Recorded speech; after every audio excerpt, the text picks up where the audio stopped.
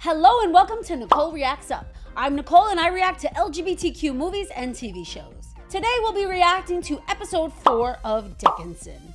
The last episode we had Emily threw somewhat of a rager and they all started doing opium at the party and things got a little carried away. They were making out in the bedroom and got caught by Austin. They then begin to fight over her physically, pulling her in each direction, and she decides she's going to leave to go work for a family in Boston and get away from the two of them. So I think it's safe to say Emily and Austin are both sad and heartbroken that their love is gone. So let's see what we have in store for us for episode 4. Let's go. So Emily's hanging out, reading under a tree by herself.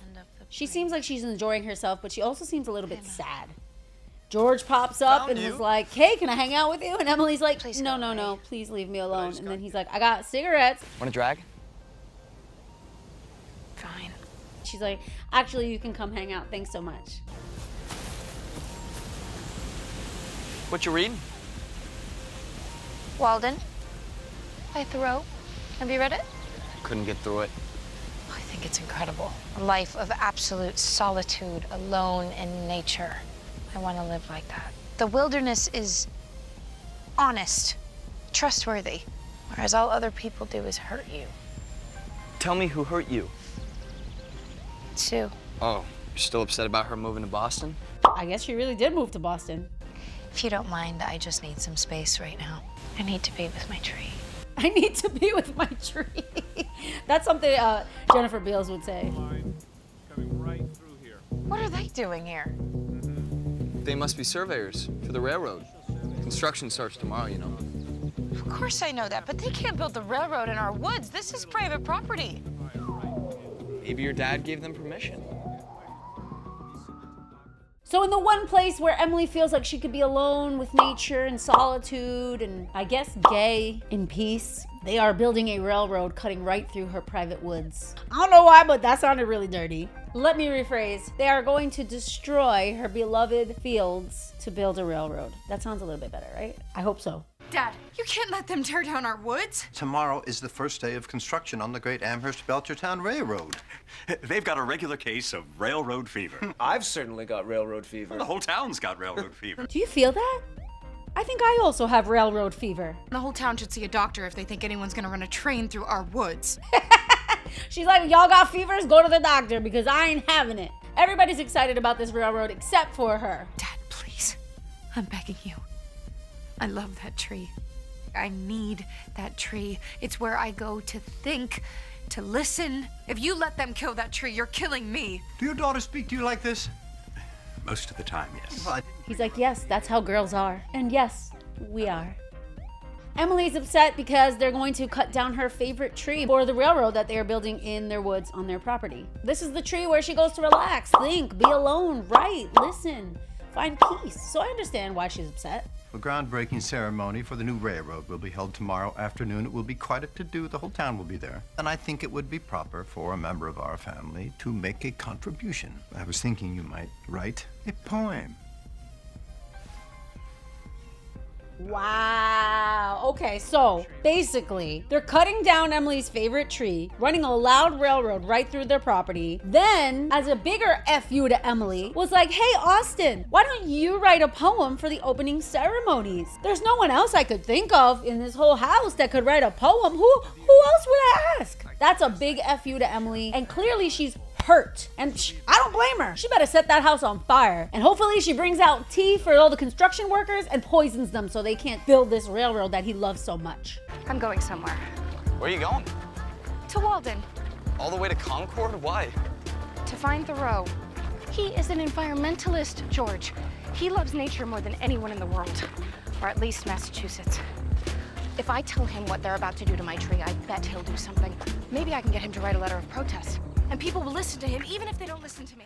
So Emily, filled with rage, is going to travel to, I don't know where, to find Thoreau, the author of the book that she's reading, because he loves nature, he's an environmentalist, and hopefully he'll be able to help her save her tree. I don't know, something tells me she's gonna be severely disappointed. Don't meet your heroes, they say. I got us so many snacks. We have a long journey ahead of us. We need sustenance. I love that even though it's like the 1800s, they still got road trip snacks, because honestly, same. Why do you hate technology? Thoreau says we don't ride the railroad, The railroad rides us. The railroad rides us. Only if we're lucky, baby. I will say that is a hideous sweater. I didn't notice it until now. Another letter to Sue? She can't ignore me forever. You are really invested in that friendship. It is possible she did write to me, and the letter was lost. It is possible, but not likely. Maybe my last letter upset her. What did you say? Only that she had me chained up in an insane asylum of love. If you wrote that to me, I'd be pretty psyched. Yeah, you would, because it's a pretty gay letter. Poetry. How do I summon the muse? Oh, what's wrong? You were given a task of poetry when you are not the talented poet in the family? I hope you struggle. Not exactly off the grid around here. So they've arrived at Concord, which I am assuming is in Massachusetts? This place is so crowded. Does seem populated. This is not how he described it in the book. So Emily shows up to this little lake that is depicted in one of Thoreau's books, and it is not what she expected. There's way too many people, way too much noise going on, and it's not the solitude that she was looking for. Oh, no, Henry is always game to sign a book. Hey, come with me, and I'll take you over there to meet him. Really? So they find Henry Thoreau's mother, and the mother leads them to his little cabin by the lake. We're disturbing his sacred solitude. We shouldn't have come. But Emily, we're here to save the tree. Right, the tree. Oh, he'll understand. I know he will. Oh, I just feel like he's not going to understand. You're going to entertain your guests half naked? These are not my guests because I didn't even invite them. Oh, I'm so sorry, Mr. Thoreau. You must want us to leave. Well, actually, I was hoping I could interview you. For what paper? I'm the editor of the Amherst College Literary Journal. Many of the students at our school are great admirers of yours. So even though Thoreau sounds like a real jerk, George tickles his ego a little bit and gets an interview with the author. Yeah, I can make time for that. Why don't you both come in? I hope you're not hungry, because all I have is beans. Oh, he wasn't lying. All he has is beans. Jars and jars of it. You see, I have a place I like to go to be alone. Just like you. The woods behind our house. But now they're going to build the railroad through it. They're going to cut down my favorite tree. I was thinking you might write a letter. About what? People will listen to you. Your voice is important, and I think if you write about our woods as well as you wrote about Walden, I just think people would hear it. And then my tree could be saved. What do I care about your tree? What do you mean? I thought you said you loved the woods. I love my woods. I'm not much interested in yours. Whoa. He's like, I really don't care about your tree or your woods. The only tree or woods that matter are mine. The pond is full of people. They're everywhere. You say that in your book. The people may be there, but I have no use for them. Right. Except for when your mom does your laundry. Don't put that in the article. Why not? It's the truth, isn't it? Great writers should tell the truth. Are you lecturing me on writing now? So Emily was like, okay, well, I'm going to expose you as a fraud because you like to write about how you live in solitude and you take care of yourself and you're probably living off the land and nobody's around you. However, the lake is full of people, your mom does your laundry, your sister brings you food, and you don't even take care of yourself. So you're a fraud, you're a liar, and you're no longer my hero.